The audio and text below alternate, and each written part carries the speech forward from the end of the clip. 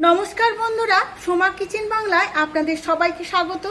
আশা করছি আপনারা সবাই খুব ভালো আছেন। আজ আমি আম দই রেসিপিটি নিয়ে চলে এসেছি। আমরা সাধারণত ঘরে টক দই বা মিষ্টি দই পেতে থাকি, তারই স্বাদ পাল্টাতে আজ আমি আম দই ঘরে গ্যাসের ওভেনে কম সময়ে আপনারা কিভাবে বানাবেন তারই রেসিপি আপনাদের সাথে শেয়ার করছি। তার জন্য সম্পূর্ণ ভিডিওটি দেখতে হবে। আমার চ্যানেলের নতুন বন্ধুদের কাছে অনুরোধ আমার চ্যানেলটিকে সাবস্ক্রাইব করার জন্য, আর ফেসবুক বন্ধুদের কাছে অনুরোধ পেজটিকে ফলো করার জন্য। চলুন দেখে নেওয়া যাক রেসিপিটি। আমদই বানানোর জন্য আমি 1.5 লিটার ফুল ফ্যাট দুধ নিয়েছিলাম। এখন কড়া বসিয়ে নিয়েছি, দুধটা জাল দিয়ে দেব। কড়ার মধ্যে অল্প একটু জল দিয়ে দুধটা দেব, কারণ জল দিয়ে দুধটা দিলে কড়ার মধ্যে লেগে যায় না। দুধটা আমি 1 থেকে 1.5 ঘন্টা এইভাবেই ফোটাতে থাকবো, যাতে দুধটা কমে অনেকটাই ঘন হয়ে যায়। এখন আমি টক দইটা ছাঁকনিতে করে ছেঁকে নেব। আমি 150 গ্রাম দই এইভাবে ছাঁকনির মধ্যে নিয়ে নিচ্ছি। এইভাবে আমি টাঙিয়ে রেখে দেব, যাতে সমস্ত জলটা ঝরে যায়। আম দই বানানোর জন্য আমি 2টো হিমসাগর আম নিয়েছি, খুব ভালো করে কেটে নেব। এই আম দইতে হিমসাগর আমটাই ব্যবহার করলে খুবই ভালো হয়, কারণ হিমসাগর আম খুবই মিষ্টি।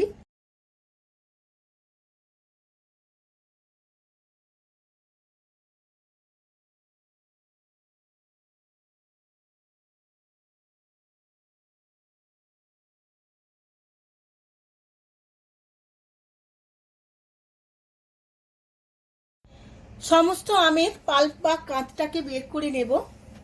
এইভাবে চামচের সাহায্যে বের করে নিতে হবে।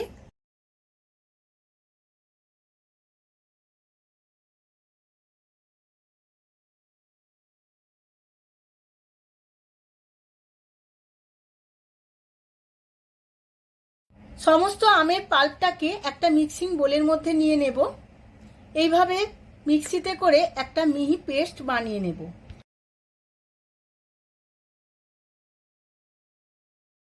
দুধটা এইভাবে অনেকক্ষণ ধরে ফুটিয়ে ঘন করে নিতে হবে, যাতে 1 কিলো দুধ 500 গ্রামে পরিণত হয়। সমস্ত আমটা আমি মিহি পেস্ট করে নিয়েছি। এবার ছাঁকনিতে করে ছেঁকে নেব, যাতে কোনো ডেলা বা চোঁচ না থাকে।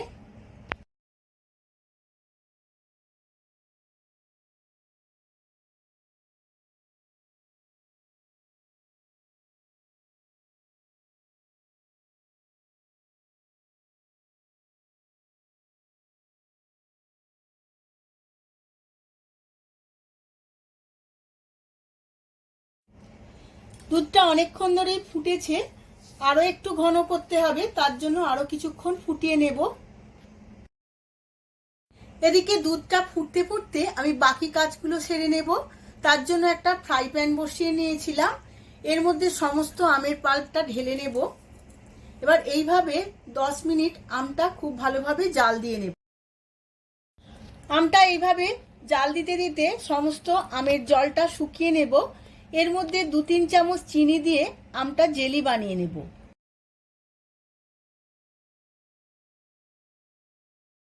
আমটা জাল দিতে দিতে অনেকটাই ঘন হয়ে গেছে।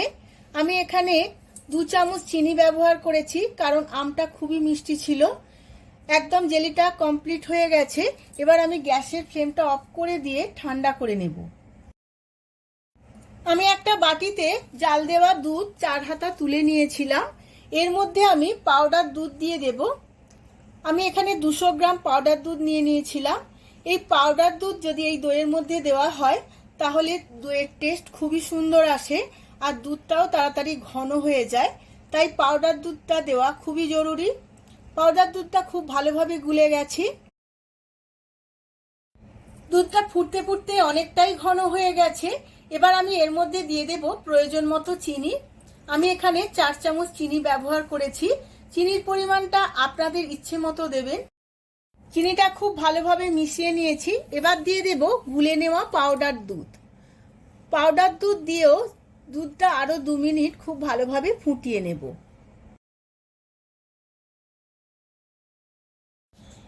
দইয়ের জন্য দুধটা একদম রেডি হয়ে গেছে। এবার আমি গ্যাসের ফ্লেমটা অফ করে দিয়ে ঠান্ডা করে নেব। দইটা বসানোর জন্য আমি কড়ার মধ্যে 1 লিটারের মতো জল দিয়ে নিয়েছি। এবার কড়ার মাঝখানে একটা স্ট্যান্ড বসিয়ে নিয়ে চাপা দিয়ে আমি কিছুটা গরম করে নেব।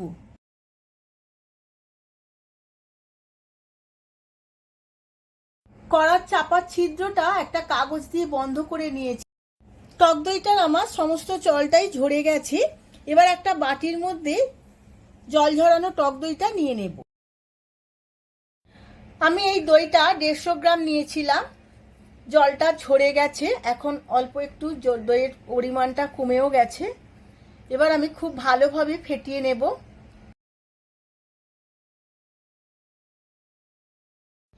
এবার ফেটানো টক দইটার উপরে সমস্ত তৈরি করে রাখা জেলিটা দিয়ে দেব। টক দইয়ের সাথে আমের জেলিটা খুব ভালোভাবে মিশিয়ে নিতে হবে।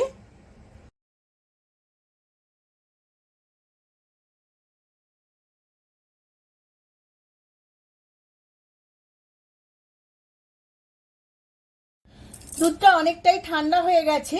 এইভাবে আঙুল ডুবিয়ে দেখে নিতে হবে যাতে আঙুলটা ডোবানো যায়, এই রকম গরম রাখতে হবে। এবার দই আর আমের মিশ্রণটা এই দুধের মধ্যে ঢেলে নিতে হবে। এবার সমস্ত উপকরণগুলো খুব ভালোভাবে মিশিয়ে নিতে হবে যাতে কোনো ডেলা বা খিঁচ না থাকে।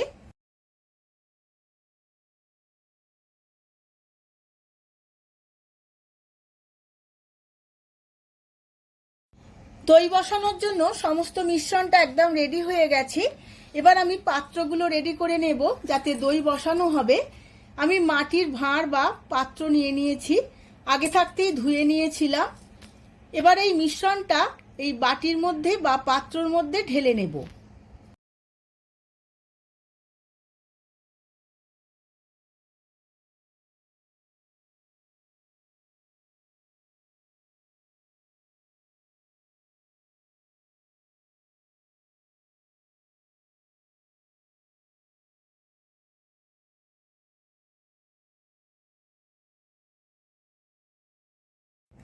এবার পাত্রের মুখগুলো ফয়েল পেপার দিয়ে মুড়িয়ে নেব।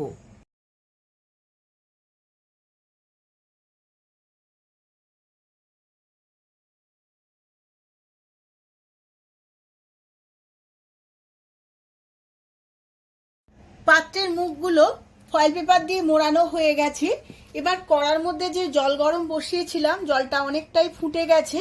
এবার মাঝখানে একটা থালা বসিয়ে নেব। এবার দইয়ের ভাঁড়গুলো এইভাবে বসিয়ে নেব।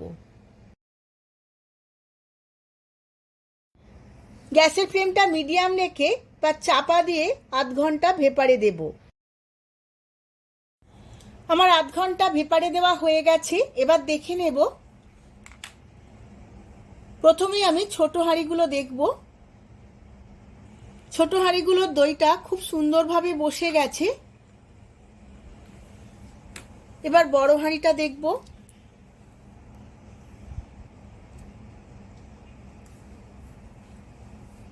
বড় হাঁড়ির দইটা অল্প সময় আরো ভেপারে দিতে হবে। আমি ছোট হাঁড়িগুলো নামিয়ে বড় হাঁড়িটা আরো 5 থেকে 7 মিনিট ভেপারে দেব।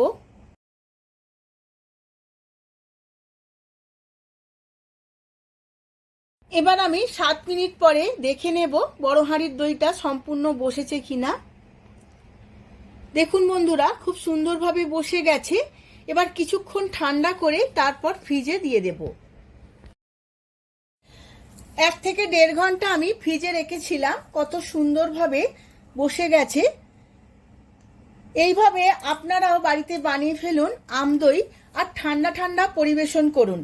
ভিডিওটা যদি ভালো লেগে থাকে ভিডিওটিতে প্রচুর প্রচুর লাইক শেয়ার কমেন্ট করবেন।